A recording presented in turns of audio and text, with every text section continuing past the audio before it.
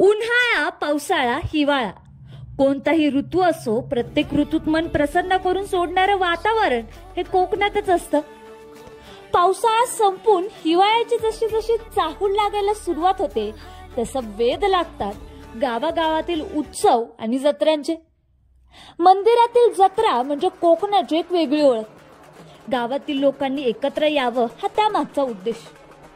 या जत्रांमधील दुकानं वेगवेगळ्या खाद्यपदार्थांनी भरून असतात.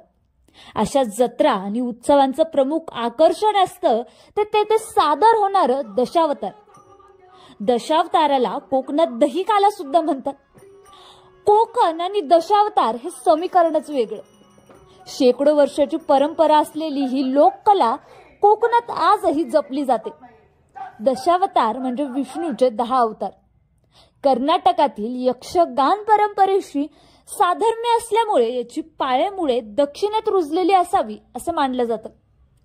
गोवा, सिंधुदुर्गात दशावतार तर रत्नागिरी, रायगडमध्ये नमन असा या कलेचा प्रवास होत गेला. दशावतार हा कोकणातला जिव्हाळ्याचा विषय. विष्णूंच्या 10 अवतारांपैकी वामन, परशुराम, राम आणि कृष्ण हे 4च अवतार या नाटकात दाखवले जातात. रंगमंचावरील सादरीकरणाचे स्वरूप हे वर्षानुवर्ष चालत आलेल्या पद्धतीनेच होतं. आधी गणपती स्तन, मग पूर्वरंगात रिद्धी सिद्धी, भटजी, सकासूर, सरस्वती, ब्रह्मा, विष्णू यांचे प्रवेश आणि उत्तरार्धात रामायण आणि महाभारत मधील पौराणिक कथा दाखवली जाते. महत्वाचं म्हणजे दशावतारी नाटकाची लिखित संहिता नसते.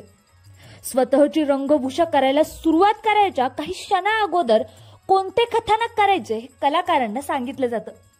त्यानुसार प्रत्येक पात्र स्वतःचे संवाद तयार करतात. ही नाटकं रात्री सुमारे 10 ते 11 वाजता सुरू होऊन रंगत रंगत पहाटेपर्यंत चालू असतात. प्रत्येक दशावतारी कलाकार आपल्या पात्राची तयारी स्वतःच करतो. प्रत्येक संवाद तो स्वतःच लिहितो, तसेच स्वतःची रंगभूषाही तो स्वतःच करतो.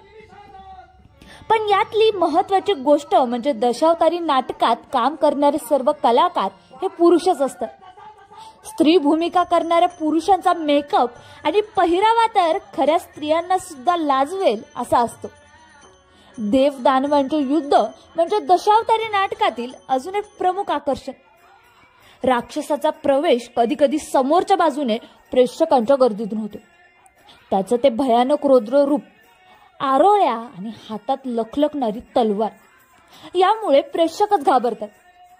पुढे देव आणि दानव यांच्यात नृत्य स्वरूपात लढाई होते, ती सुद्धा फार पाहण्यासारखी असते. रंगमंचावर दिसणारा कलाकार आणि खऱ्या आयुष्यात दिसणारी ती व्यक्ती यात मात्र खूपच फरक असतो. दशावतारी नाटकाचा काळ हा साधारण 4 ते 5 महिन्याचा असतो. रसिकांवर अभिनयाची मोहिनी घालणाऱ्या दशावतारी कलाकारांची या कलेतून मिळणारी आर्थिक मिळकत ही खूप कमी असते. मात्र असे असूनही कलाकार कलेच्या श्रद्धेपोटी निष्ठेने काम करत असतात. कोकणातील दशावतार व ही कला सादर करणारे कलाकार हे कोकणाचे वैभवच नाही तर कोकणाचा अविभाज्य घटक आहे. म्हणून ही कला ह्यापुढेही वृद्धिगत वाढत जाईल यात तीळ मात्रही शंका नाही.